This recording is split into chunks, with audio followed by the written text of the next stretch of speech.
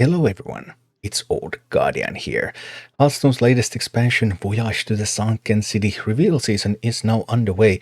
This reveal season looks to be a little bit slower than the previous ones, a little bit longer maybe. Hard to say, we don't have the full schedule yet, but so far the cards have been dripping out at a bit slower pace than in the previous expansions, but they have revealed quite a bunch of legendary cards already. So let's take a look at what we have from the first 2 days. Many of the legendary cards that have been revealed have been these colossal cards, like Nelly, the Great Treasure, the warrior colossal minion. Colossal +1 Battlecry discovered 3 pirates to crew Nelly's ship, and Nelly's pirate ship is a 2/6 beast Daunt death rattle. Add Nelly's pirate crew to your hand and they cost 1. Now, a couple of things about this card. First of all, the Colossal keyword. The Colossal keyword works, it's almost like a glorified battle cry that also works when the card is summoned. So whenever you summon Nelly, the Great Treasure, in any way, you don't have to play it from hand. It's also going to summon as many of its support cards as the Colossal keyword says. So in this case it's Colossal +1, so 1 Nelly's pirate ship is going to be summoned every time Nelly is summoned. However, what's really weird about Nelly is that Nelly also has a battle cry. Discover 3 pirates to crew Nelly's ship. So if you were to summon Nelly directly from your deck, for example, then yeah, you would get the pirate ship, but the pirate ship would be empty, because Nelly needs to do battle cry, so played from hand in order to actually populate the pirate ship. So a little bit of anti-synergy between keywords there. But yeah, discover 3 pirates and they will cost 1. The first thing, of course, is, hey, I'm going to discover 3 Mr. Smites, and boom, off we go to the races. But you can't do it like that. All 3 pirates will be unique, so you will always discover 3 separate pirates. Once you discover a pirate, add it to the crew, then it's removed from the pool of discoveries. We don't yet know how many pirates there will be in standard format, so I don't know what the math on how probable it is that you are going to get a Mr. Smite. Once we have all the cards, and that also includes the corset, which we know is only going to be revealed on April 5th. So it's really hard to make many of the evaluations about the new set, because we don't have, of course, nearly all of the cards. They are slowly drip feeding the cards to us, and we also don't have the corset. We know that there's a corset coming, we know that there are changes coming. We have some leaks, like it looks like Life Drinker, for example. It was shown in one of the videos, it looked to be in the corset now, so okay, so some stuff like that, but really hard to actually build anything. So that's a little bit, I mean, my hands are itching to build actual decks. Like, building decks is fun. Looking at these cards when we can't build decks yet is not so much. But anyway, Nelly, the Great Treasure. There was support for Pirate Warrior in this expansion. I didn't really expect that. Of course, this is a bit on the slow side, but getting those pirates, you're going to main deck Mr. Smite in Pirate Warrior, then you're going to get those 1-cost pirates that will have charge with that Mr. Smite, even if the Mr. Smite is from your main deck. So that's still a very scary finisher. And a little bit related to that, I want to talk about Sir Finley's Sea Guide. Battlecry, swap your hand with the bottom of your deck. And there are ways to put stuff in the bottom of your deck, so of course we'll see how many mechanics like these are going to be around. Because you can put some colossal minions at the bottom of your deck. If you could summon them directly on the board from the bottom of your deck, then Nelly, for example, the Battlecry would not activate. If you, on the other hand, take them to your hand with Sir Finley, yeah, then Nelly works just fine. So, Sir Finley Sea Guide, neutral legendary. This was leaked, accidentally leaked by Play Hearthstone themselves. It was originally supposed to be Regis's reveal, but Regis is going to get another card. Well, anyway, so far it looks like there's going to be a fair bunch of these mechanics that interact with the bottom of your deck. Putting stuff to the bottom of your deck, drawing stuff from the bottom of your deck, ranging the bottom of your deck. So, Sir Finley, as a neutral 1-mana card, it might be useful in a number of combos and things that make use of those mechanics, but of course it's too early to tell because we don't know how many of such mechanics there will exist. But yeah, Nelly, I really thought there wouldn't be pirate support, but there is. We also got the new Druid legendary card, Hedra the Heretic.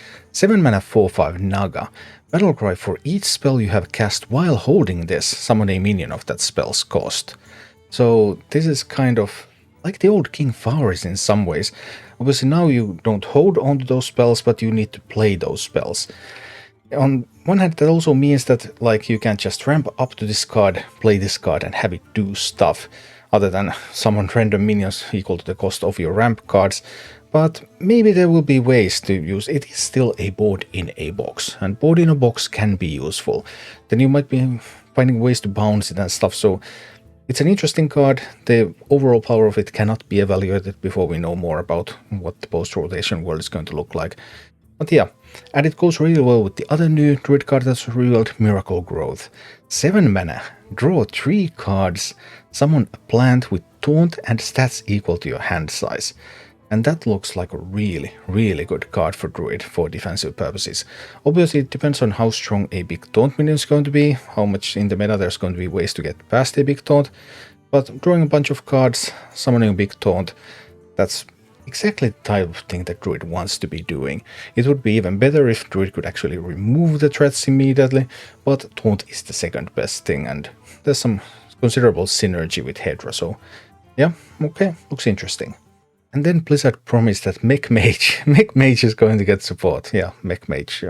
I don't even know what the world is going to, like, more Pirate Warrior stuff, more Mech Mage stuff, like, what? But maybe a slower Pirate Warrior, maybe a slower Mech Mage, who knows. Anyway, Gaia the Tectonic, not Tectonic, but Tectonic. Alright, 8 mana 5/7 mech, Colossal +2 means that it's going to summon 2 of these support cards.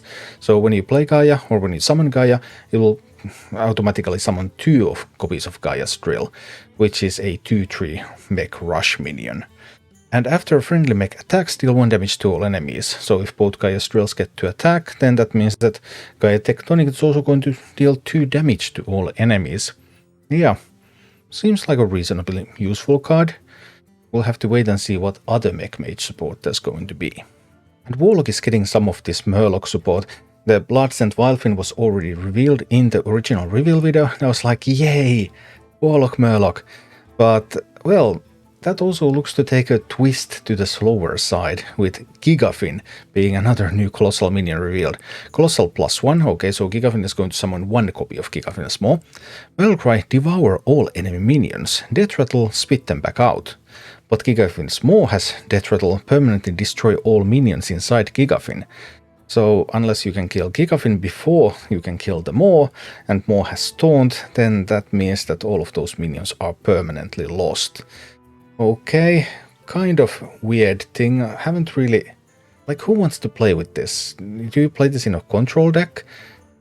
With a control deck like Twisting Nether, often just more useful than this, but we'll see. And then do you want to combine that with the Wildfin? Maybe you will draw Gigafin very early and you will pay 8 health to play it. Very strange things going on with Warlock and Murlocs, and things that are not traditional way that Murlocs are being used. So we'll see what's going to... This said, so far the cards that we revealed are quite mind-boggling, but they're coming at such a slow drip feed that it makes it really difficult to evaluate them properly. But there is some clear indication of various directions that they're taking classes, like with Paladin. We already got 1 Paladin card earlier, and that was a Holy Spell synergy card, and now Kotori Lightblade. After you cast a Holy Spell on this, cast it again on another friendly minion. Okay. And then we have the Garden's Grace.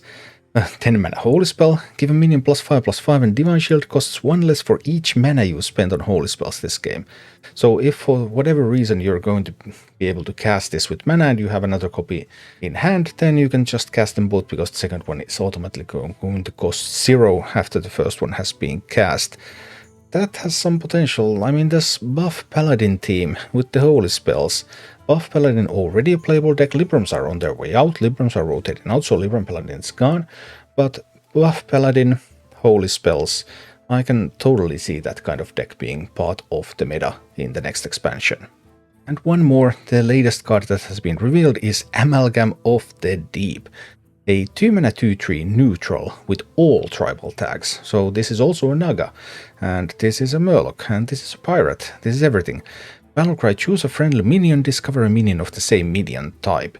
This can only target minions that have a minion type, but if you happen to play whatever tribal deck, Murlocs, Elementals, Pirates, you have one of them on the board. Playing this is another one of the same tribe also, because this is all tribes, and you target that minion and you get to discover a minion of the same type.